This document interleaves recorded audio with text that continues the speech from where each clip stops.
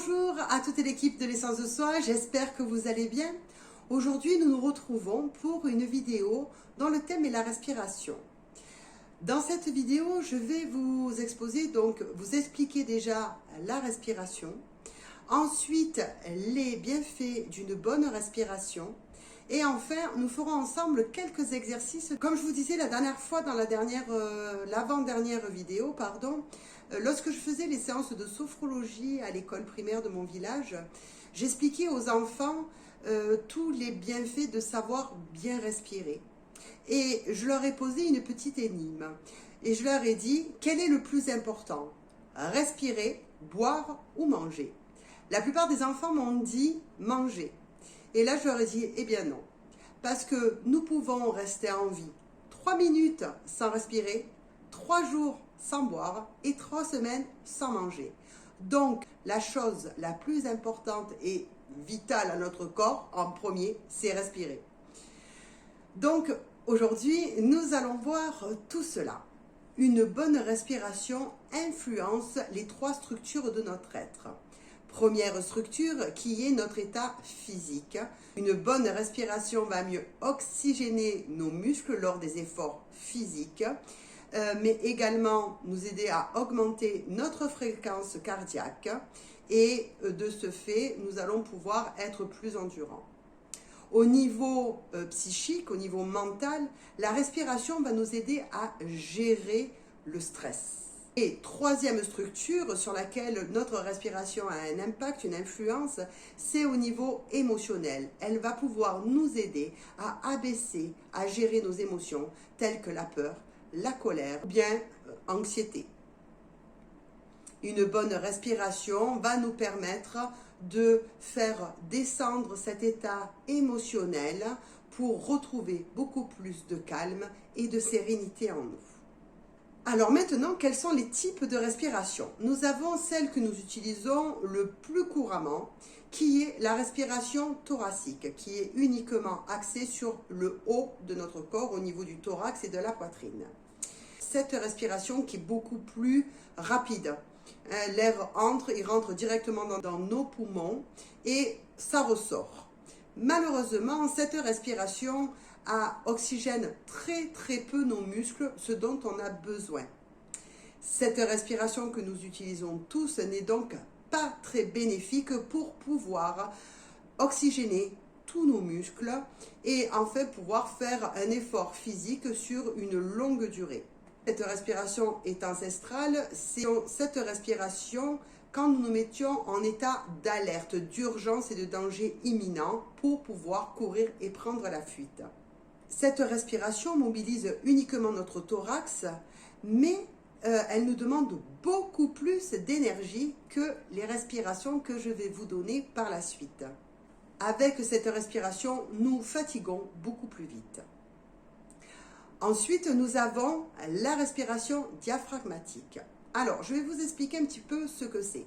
Le diaphragme est un muscle que nous avons juste en dessous des côtes. Et comme nous l'utilisons pas ou mal, ce muscle peut s'atrophier. Et il a un rôle très important dans notre respiration. Car c'est un peu comme un parapluie. C'est-à-dire que lorsque nous inspirons, l'air rentre dans nos poumons, pousse notre diaphragme, ce qui fait gonfler notre ventre. Et à l'expiration, le diaphragme remonte pour expulser l'air de nos poumons et du coup, notre ventre se rentre. Cette respiration est naturelle car si vous voyez les bébés, naturellement, ils respirent avec le ventre. Cette respiration est très calmante, très apaisante. Elle permet une meilleure oxygénation de notre corps. Elle va permettre de muscler notre diaphragme qui est essentiel pour notre respiration. Également de libérer le plexus solaire qui est le centre émotionnel. Ça permet aussi de faire un massage naturel au niveau de notre ventre pour nous aider à la digestion. Et cela va apporter beaucoup plus de calme et de sérénité au niveau mental. Nous avons ensuite la respiration profonde qui mobilise notre ventre et notre thorax. Donc cette respiration profonde a pour bénéfice de changer, de renouveler la quasi-totalité de l'air dans nos poumons. Alors elle a les bénéfices de la respiration diaphragmatique, mais en plus elle a une qualité de détente encore plus décuplée. Elle a un effet de détente maximale et elle a aussi pour but de ralentir notre rythme cardiaque. Et la dernière respiration qui est la respiration complète. Cette respiration mobilise notre ventre, notre poitrine et nos clavicules. Donc quand nous respirons, nos clavicules montent, notre poitrine s'élève et notre ventre s'élève. Et à l'expiration, notre ventre se rentre, notre poitrine s'abaisse et nos clavicules également s'abaissent. Celle-là, c'est la respiration à privilégier étant donné qu'elle a tous les bénéfices au niveau de la détente, que ce soit physique ou mentale, tout ce qui est déblocage au niveau du plexus solaire, digestion, une plus grande amplitude au niveau de la poitrine avec le fait de remuscler et de bien muscler son diaphragme, mais elle a aussi pour vertu de nous apporter une meilleure vitalité, une meilleure concentration, une oxygénation profonde de tous les muscles de notre corps. Alors, vous pouvez faire cet petit exercice ou maintenant ou un petit peu plus tard, lorsque vous êtes tranquillement devant votre télé, mettez une main sur votre ventre, une autre main sur votre thorax et prenez conscience de quelle est votre respiration. Faites ça pendant 1-2 minutes, voilà, voir comment vous respirez, si c'est votre ventre, si c'est plutôt votre poitrine, si c'est les deux. Et au moins comme ça, vous saurez exactement comment vous respirez. Très peu de gens, quand on leur pose la question, savent comment ils respirent. Donc maintenant, nous allons voir les différents exercices pour une bonne respiration. Alors, celle que je conseille le plus souvent dans mes coachings, c'est la cohérence cardiaque. Qu'est-ce que la cohérence cardiaque? Donc, c'est sur YouTube, vous tapez cohérence cardiaque et vous en avez tout un tas. Cette cohérence cardiaque a de nombreux bienfaits, notamment au niveau de la gestion des émotions, du stress, de l'anxiété, mais aussi ça libère des hormones telles que la DHEA. Ça permet aussi de bien oxygéner son corps et de trouver le sommeil. Donc la cohérence cardiaque, ce sont 6 respirations par minute pendant 5 minutes. Et cet exercice est à faire 3 fois par jour, matin, midi et soir. Alors, pourquoi matin, midi et soir? Car ça a une durée de bénéfice d'environ 6 heures. Donc, ça ne sert à rien de faire cet exercice 3 fois d'affilée. Vous le faites une fois le matin, une fois le midi, une fois le soir, ce qui est largement suffisant pour en retirer tous les bénéfices. Donc, c'est un exercice à faire 3 fois par jour. C'est 6 respirations par minute et c'est pendant 5 minutes. Pour vous en souvenir, pensez au jour de l'année 365. 3 fois par jour, 6 respirations par minute pendant 5 minutes. Alors comment se fait cet exercice? Quand vous tapez sur YouTube cohérence cardiaque, vous allez avoir, souvent c'est une bulle. Une bulle qui est en bas de l'écran. Et au fur et à mesure qu'elle monte, vous devez inspirer jusqu'à ce qu'elle arrive en haut. Et quand elle commence à descendre, vous devez expirer jusqu'à ce qu'elle arrive en bas. Moi, je prends une vidéo il y a un fond sonore qui est la mer. Et à chaque fois que la bulle arrive en haut ou qu'elle arrive en bas, en fait, j'ai un signal qui me permet de faire cet exercice les yeux fermés. Voilà pour la cohérence cardiaque. C'est un outil magique. Lors d'un coaching en thérapie, j'ai conseillé à une personne de faire cet exercice pour se libérer un peu et de façon autonome de l'anxiété. Et elle me dit, je ne comprends pas, j'arrive à souffler jusqu'en bas, jusqu'à ce que la boule vienne en bas, mais par contre à l'expiration, je bloque aux 3 quarts. Je dis, ben, fais-moi voir comment tu respires. Et donc là, elle me fait voir comment elle respire. Et effectivement, elle ne respirait qu'au niveau du thorax. Donc, sa capacité, sans déplier le diaphragme et de faire gonfler le ventre, ça ne lui permettait pas de remplir complètement ses poumons puisque son diaphragme était en haut, donc bloquait toute la capacité de ses poumons. Que si elle respire avec la poitrine et avec le ventre, le diaphragme, lui, s'abaisse, pousse l'appareil digestif, ce qui permet aux poumons d'avoir une plus grande capacité respiratoire.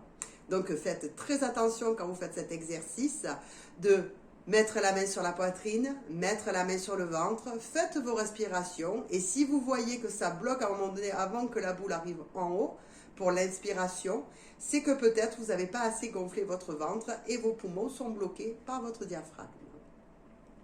Ensuite, nous avons la respiration du yoga.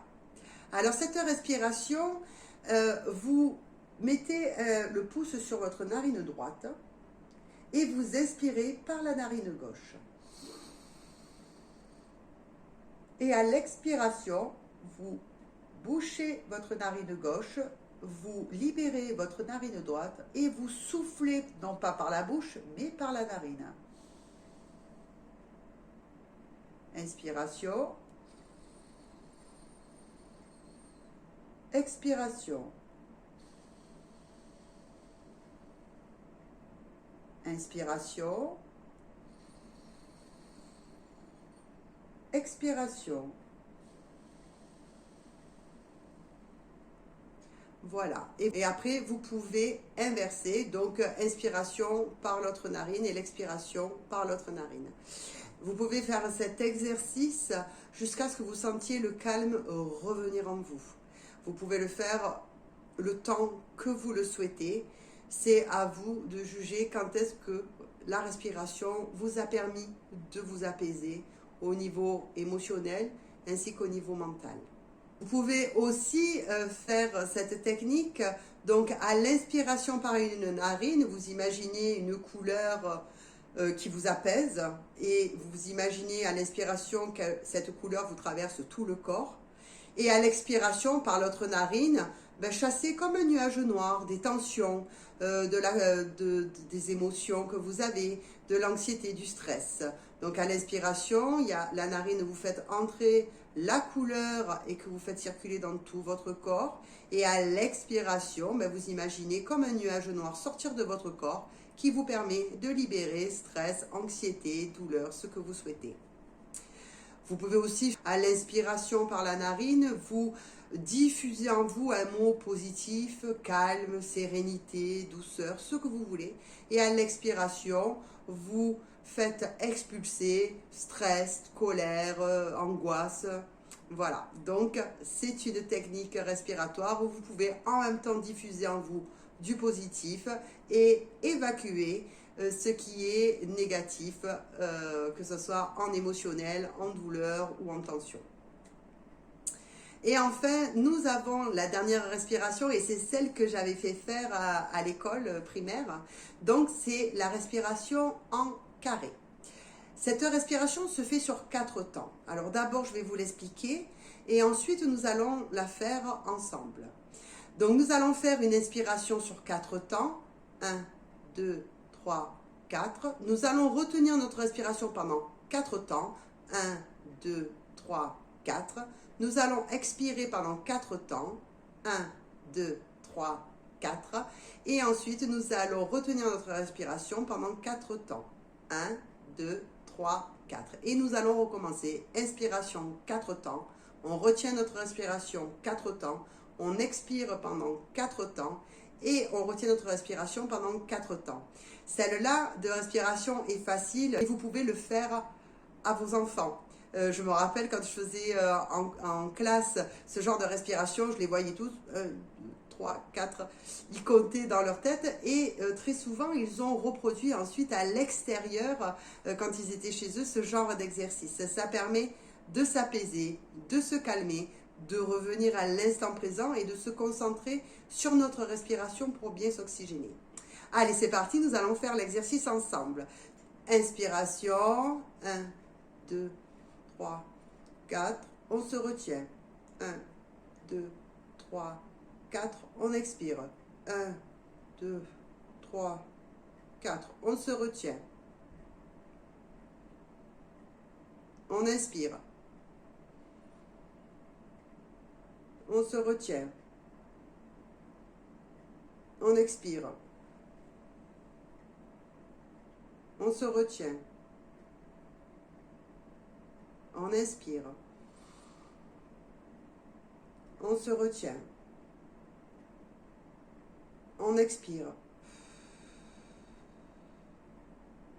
Pour chaque respiration que je viens de vous donner, surtout pensez bien à respirer et développer à l'inspiration votre poitrine, votre ventre, idéalement vos clavicules, et à l'expiration abaisser votre ventre, votre poitrine et vos épaules. Voilà, j'espère que cette vidéo sur les respirations vous a plu. Si vous avez aimé cette vidéo, vous pouvez la liker, la partager. Vous pouvez vous abonner à ma page. Alors, une petite chose au niveau de l'abonnement à ma page. Certaines personnes m'ont fait le retour comme quoi elles ne pouvaient pas s'abonner. En fait, j'ai fait les recherches et c'est parce qu'elles n'ont pas de compte Gmail, d'adresse Gmail. Alors, je ne sais pas comment faire.